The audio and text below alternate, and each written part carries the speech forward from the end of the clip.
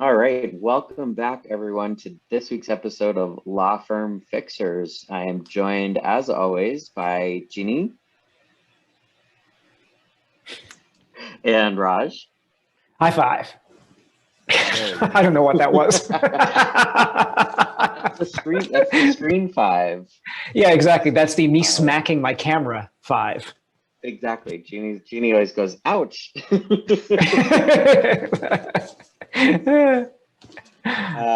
So thank you for joining me as always. Today, folks, we are here to talk about podcasts.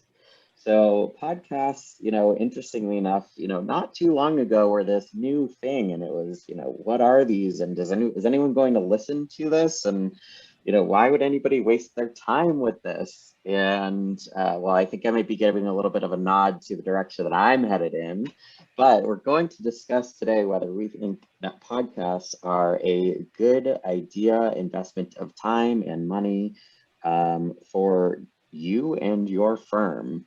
So with that, we will start, as always, with our oh so popular vote. So is everybody ready with their vote of whether this is a good idea or not? Yes. All right, ready? Here we go. 3, 2, 1.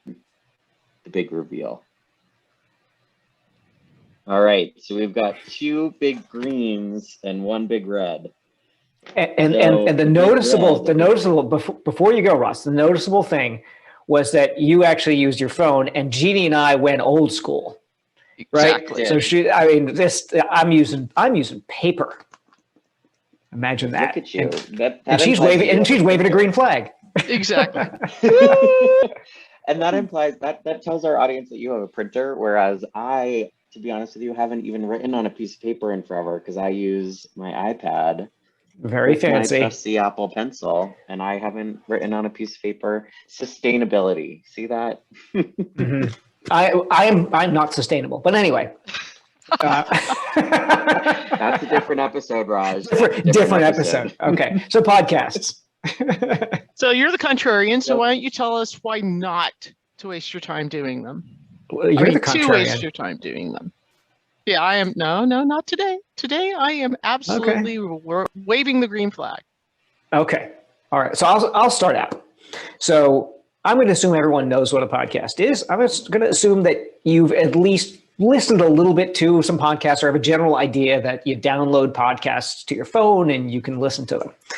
The reason I'm saying no here is because unless you do this really, really well, your podcast is going to be a ghost town.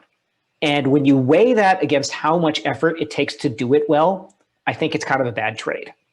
So if you're doing a ton of other content and you're also thinking about that content in a way that you can repurpose it as a podcast, like you're doing a bunch of video type of things and you're stripping off the audio and you're making it into a podcast, you've got all the production set up for that, maybe it's a decent idea, but largely my experience has been, and go ahead and search for law firm podcasts, not ones targeted to law firms like we might do, but ones that law firms are doing, and you'll find out that most of them, if they last 10 episodes, it's kind of a shocker, right? And so there's a graveyard of podcasts out there. A ton of effort goes into making them, and the firms just can't sustain them. So when I look at allocation of resources, I think if you're going to put that energy into something, I think video has a way higher return on investment just because of its discoverability, where you can embed it, et cetera. So that's my 2 cents on why not to do it. Why not to do it? But I totally disagree with you. I totally disagree with everything you just said. Well, no, there's a couple of things. When you say there's a couple of things he said that actually were spot on, which is, of course, but I want to be the contrarian today, so I'm going to tell him that he's totally wrong. Okay, you're going to call BS on me. Okay.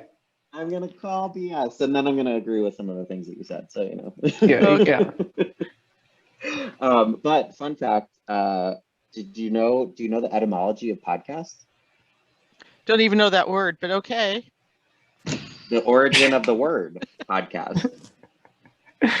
No, I do not. Actually, and maybe the reason, Raj, why I went with my iPhone to show you my answer was because it is a portmanteau of iPod and broadcast. So thank you, Apple, for this word in our collective dialogue now. That's where podcast comes from.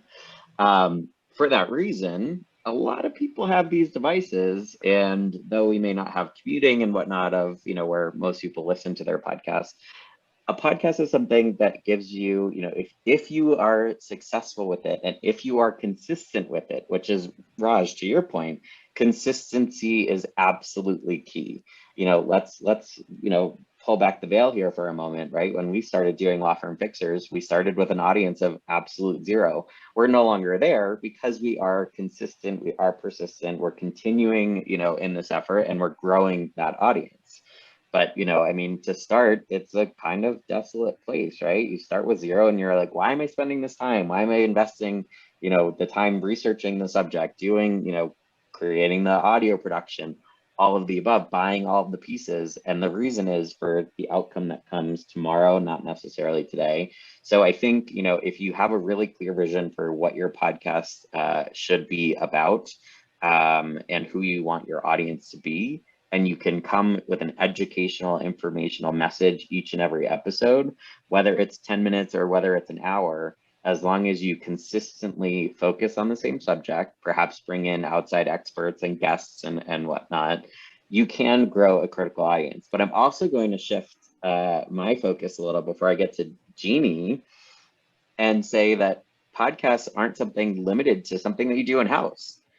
You can absolutely go out there and search for podcasts that have a broad audience, that focus on your ideal clientele. And, let's be honest, two of the three of us are attorneys on the line. Most people don't like talking to us, Raj. I know that we don't want to believe that, but they don't like talking to you because of you, not because you're an attorney. But that's an entirely different reason. Again, different episode. We can unpack that at a later date. But folks for the most part aren't going to be searching, to your point, for legal podcasts. But if you can be a guest on a podcast within their sector, so if, I'm blanking on a great employment example, law, but employment law. Perfect. Immigration, Perfect. Two really good examples, lots happening in the spectrum right now, or insurance law with COVID.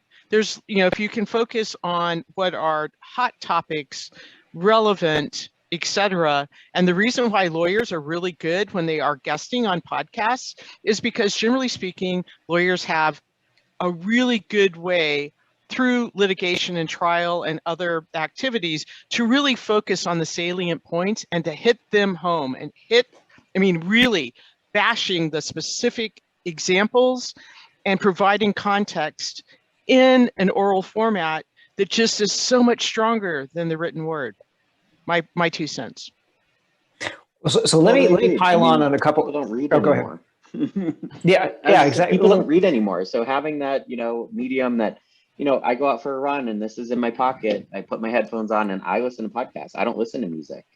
Yeah. Well, I'll grant you guys, going on other podcasts where there's an existing audience can be high yield. You can go and you can have your assistant go and book you on a bunch. If you're a consumer facing attorney, maybe it's a bunch of local related podcasts.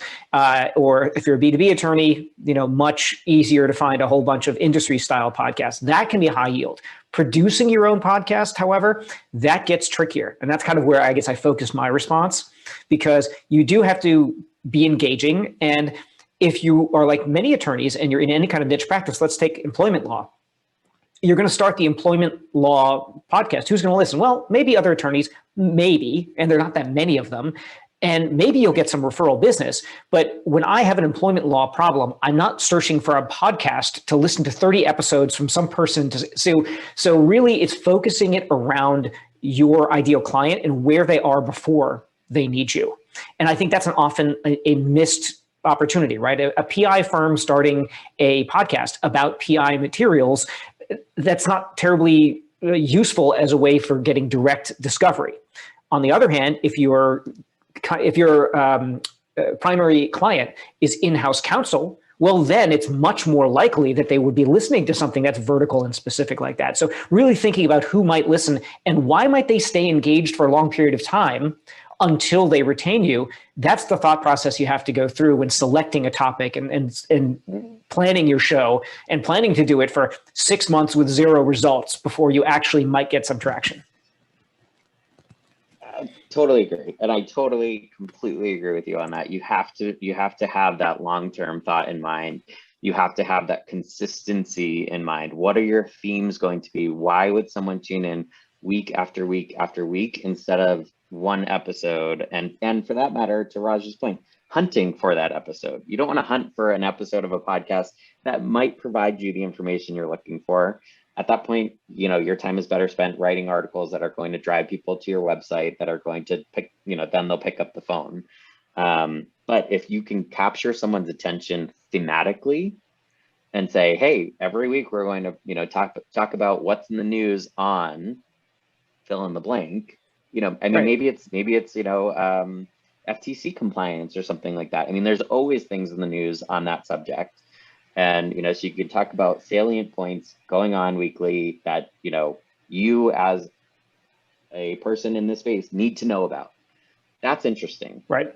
But if you're going to talk about, Yeah, or if you're going to do it, be the host. So it's the high school party effect. Whoever threw the party was automatically popular because everyone was coming to their place. If you're the one inviting the hosts and you say, okay, who are my top 100 dream clients who I'd like to have? Oh, wouldn't it be interesting to invite them to speak on areas that they're an expert, where you're just a host and asking them questions? That is a really easy way to start building influence in a market and becoming a center of other people. So they're not looking at you as pitching them. You're actually bringing them some value, giving them a platform to speak on, and forging relationships that way. That can be incredibly valuable. Look at that. I'm thinking he's turned his no into a yes, but he probably doesn't have the paper to prove it. I don't have the paper to prove it. What I will say is I stand by that unless somebody is really willing to put a significant amount of thought and effort into it, there are higher yield things. I will stand by that. I will also stand by that I've seen only a handful of people succeed. When they have succeeded, it's been fantastic, but it really seems to be this real divergence of people who, most of them go nowhere. A few of them can succeed wildly, but it's about committing to it as a channel that you really want to focus on. And if you're not in love with podcasts, if you're not someone who's listening to podcasts now already, maybe this isn't the medium. Maybe it's just a sparkly new thing and it's a distraction. But if you're really engaged in the medium and you want to be involved in it, then by all means consider it, but just be willing to double down.